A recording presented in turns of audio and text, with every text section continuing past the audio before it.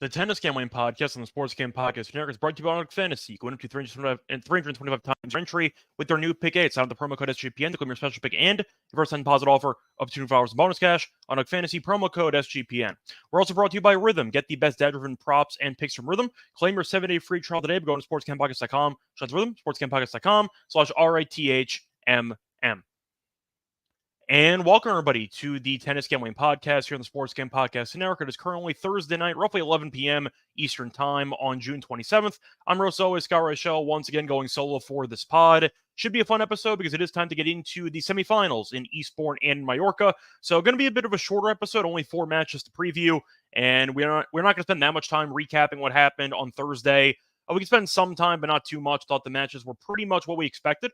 Thought we had a very good day in general on the pod for the quarters. To get into the actual recap, though, of the last episode, overall pretty good. Ended up sweeping once again for the second straight episode. For the lockway, Tabilo money line at -144, as he ended up beating Mensik in straight sets. And for the dog, we actually picked Harris to get the job done against Kaboli. We did like Harris in 3, and I got there, as Harris ended up winning in 3 sets. So hopefully ended up taking that as an even bigger plus money price. I thought the match would be competitive, but I still did not trust Kaboli's experience on grass to think that he was worthy of being about a -135 favorite or so. So I ended up fading him. It worked out, and Harris did get the job done in 3 sets. Now to get into the recap of the other matches that took place on Thursday. So Kaboli, I said before, won the first set, then lost the next 2 to Harris. Harris did not get broken in the entire match. Purcell pulled off the upset against Ikmanovic as he won in straight sets. Good win for him there.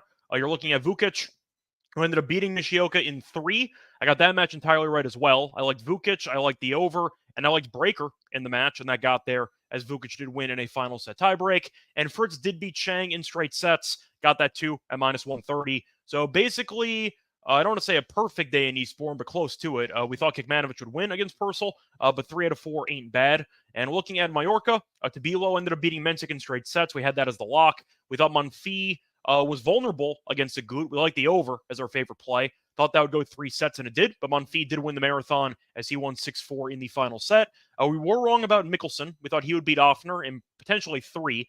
Match did go to 3 sets, so we were right about the length, but picked the wrong guy, as Offner got the job done despite losing the first set. And we did think that Shelton was going to win against Jube. That did not happen, but we did also like the over, and we thought Jube to win a set was actually a pretty decent play, and that got there as Jube won in 3.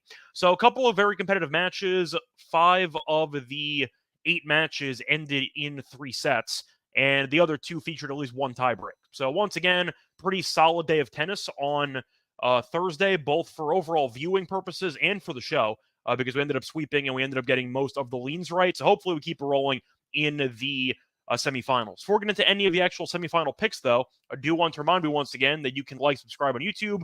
Also, a reminder, don't forget to rate and review the podcast on Spotify or Apple.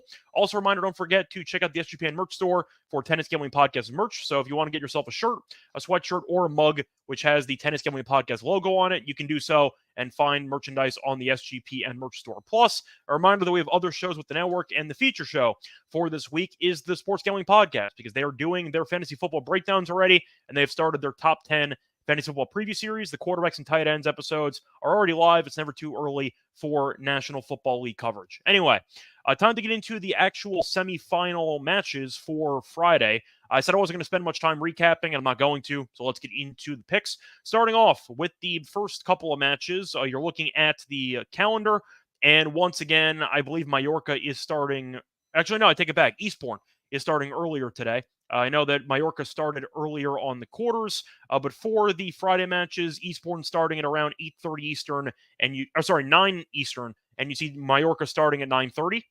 So half-hour difference, but that still counts. We're going to go through Eastbourne first. First matchup, you have a semifinal that nobody expected between Purcell and Harris. For this one, you see Purcell as around a -155 favorite. Harris around +135. For the spread, you have Purcell -2, Harris +2, and the over-under for games is set at 23. For set spread stuff, you have Purcell -1.5 sets at +170. Harris in straight sets is +260. The over 2.5 sets is around +125. The match games are somewhere between 22.5 and 23. Faced off one time in their careers. There's actually last year on hard court, and the match did go to 2 breakers, which Harris ended up winning. So Harris does have the edge in the head-to-head, and we have seen him look pretty good so far in the event. But he has had a couple of marathons, as he ended up beating Broom in 3 and beat Caboli in 3. A common theme, though, for the event has been, or I should say his last couple rounds, has been getting off the slow starts, as he has lost the first set in 2 straight matches. Purcell, though, has been great. He had to go through qualifying, and he's only dropped 1 set in the entire way. Beat Choinsky in straight sets, beat Surly in straight sets, beat Degier in 3, then ended up beat Sonego in straight sets, and beat Kekmanovic in straight sets. So Purcell has gotten better as tournament has progressed, and I do think that he's the better player in this event. Purcell, we know, has a Grand Slam title in doubles in Wimbledon, so he is comfortable on grass. I think it is his best surface, and I think Harris, despite being a solid challenger level player who's trying to make that leap into the ATP a little bit late in his career, but still, I know he's got the home crowd advantage, and I know that he is a good server, but I do think Purcell is the better player on grass, and I do think that even though Harris has made a solid run here to the semis, his path, I think, has been easier than Purcell's. Caboli, we know, had no grass wins entering the event. Broom's another relative unknown British challenger guy.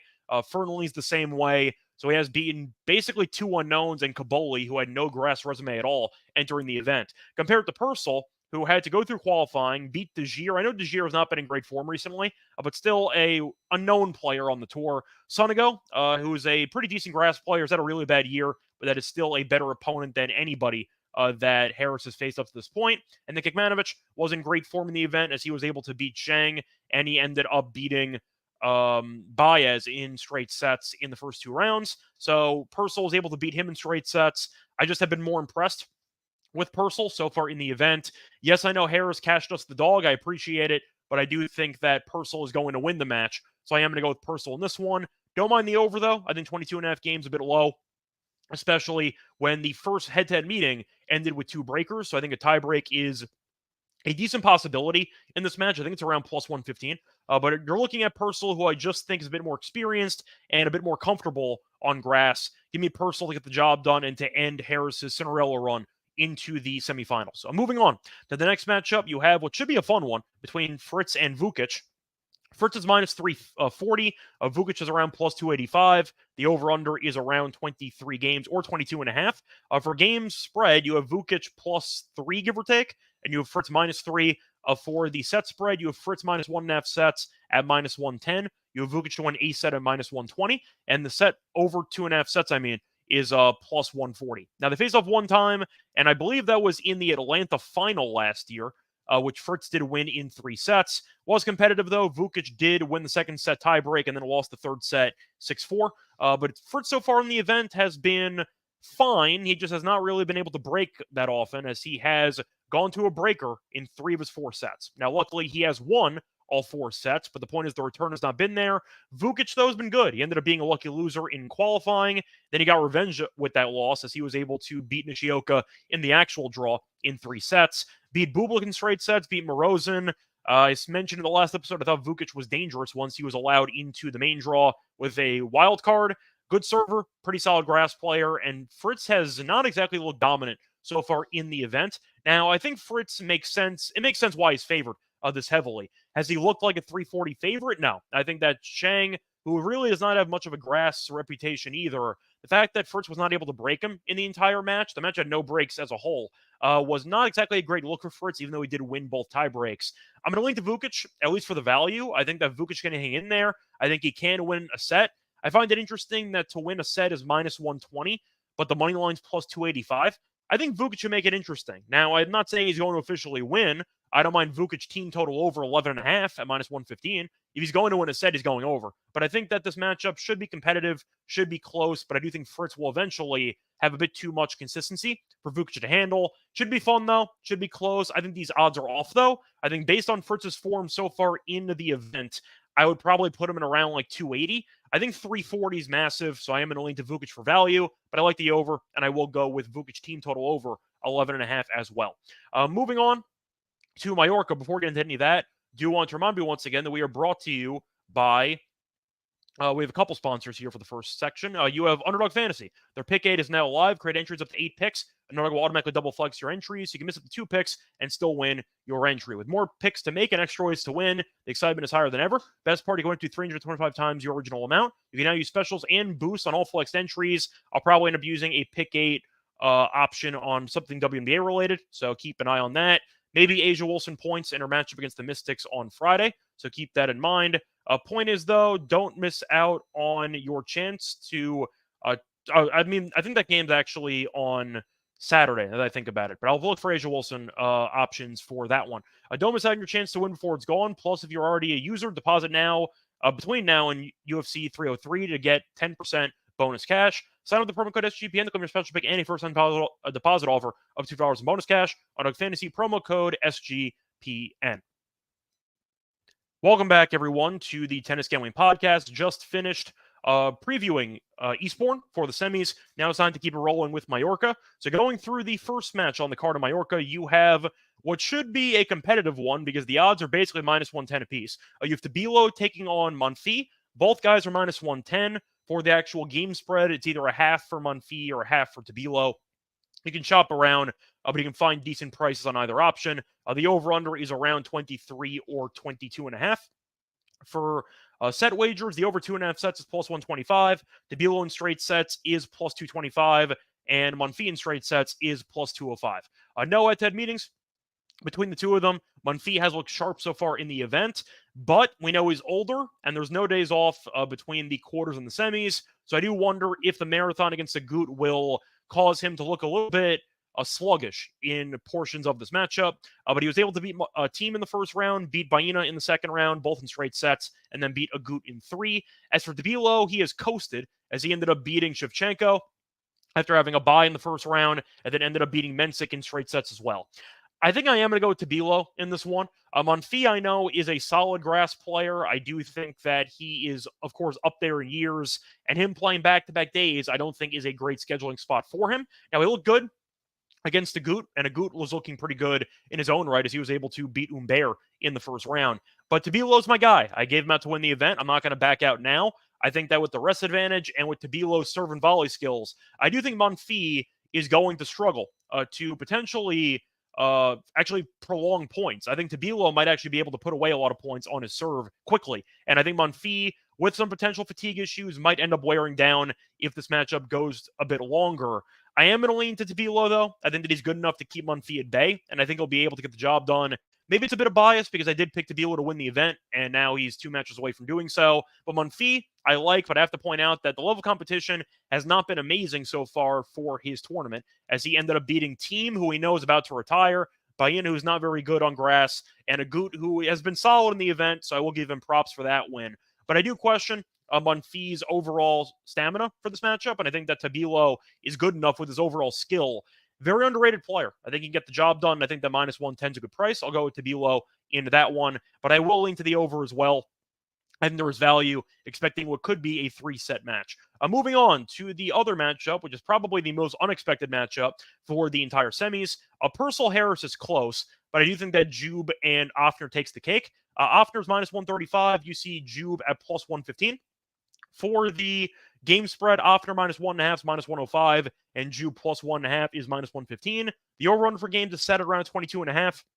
Or 23. Offner in straight sets for this one is plus 170. Jube in straight sets is plus 275.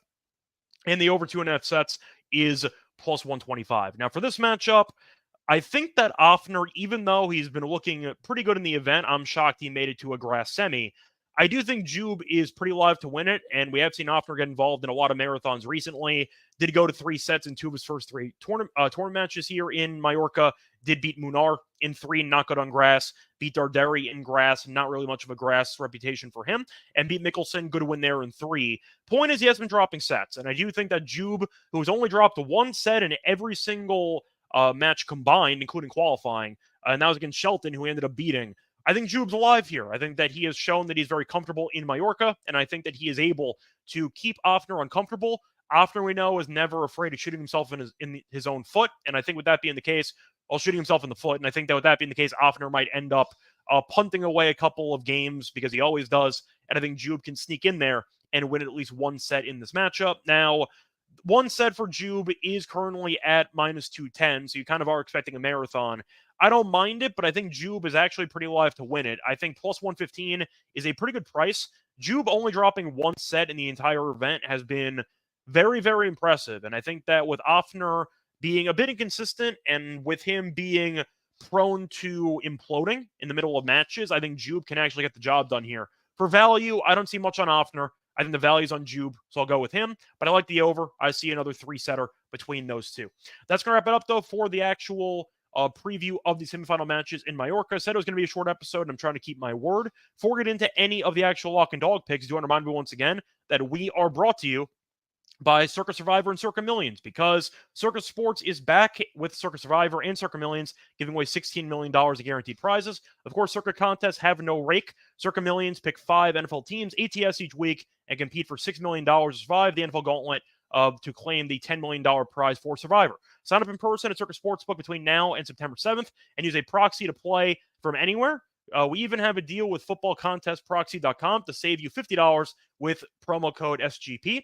Don't have a trip booked for Las Vegas yet before football. Ultimate Contest weekend is a great time to go out, hang with Ryan and Sean and enjoy some of the open bar events at the world's greatest sportsbook in or I should say from August 22nd to August 24th. We're also brought to you by Rhythm. If you enjoy betting on player props, you need to get Rhythm, because Rhythm's a go-to betting tool that transforms complex data into actionable insights, empowering bettors with smarter, data-driven decisions. Unlike other platforms, Rhythm combines advanced predictive analytics with an intuitive user experience, making betting both easier and more enjoyable.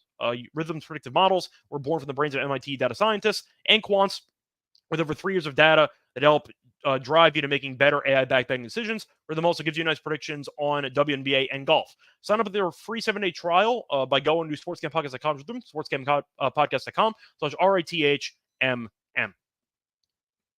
Welcome back, everyone, to the Tennis Gambling Podcast. Just finished previewing the 4 semifinal matches for Friday. Now it's time for the lock and dog picks. Starting off with the lock, I actually am going to announce early that we will be taking both matches in Eastbourne. So we are going to ignore Mallorca.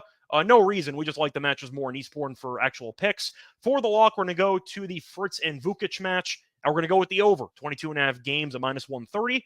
Simply put, I think that both guys are good enough serving-wise to actually hold regularly, and I do question both players' returning skills.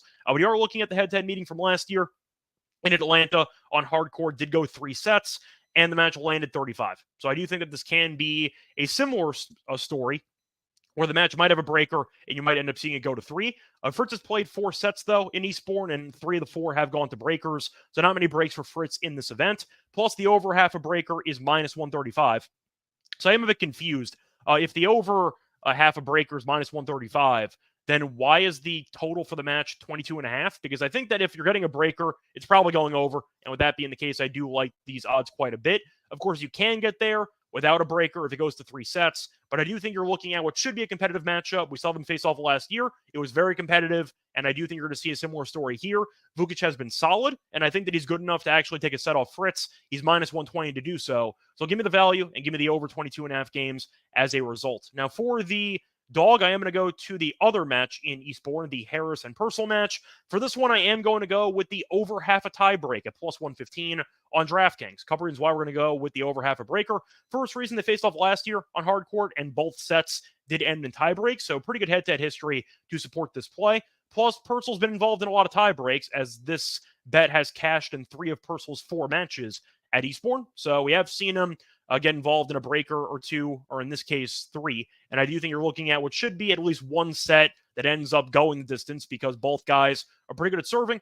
We saw Harris did not get broken in his match against Kaboli. Purcell has some volley skills as well. I think he can keep Harris off balance. But based on the head-to-head history, based on the recent matches for Purcell, and based on both guys just being pretty good servers, I think half a breaker at plus 115 on grass is a good value play. So I am going to go with it before the line moves. So once again, the picks for the semifinal matches, the lock's going to be on Fritz and Vukic over 22.5 games at minus 130. The dog will be on Harris and Purcell over half a tie break at plus 115. That's going to wrap it up for this episode. Find me on Twitter at Reichel Radio. A reminder back once again for the final in Eastbourne and in Mallorca. So stay tuned for that tomorrow. Until next time, though, good luck to all of you and all of your bets. Bye, everyone.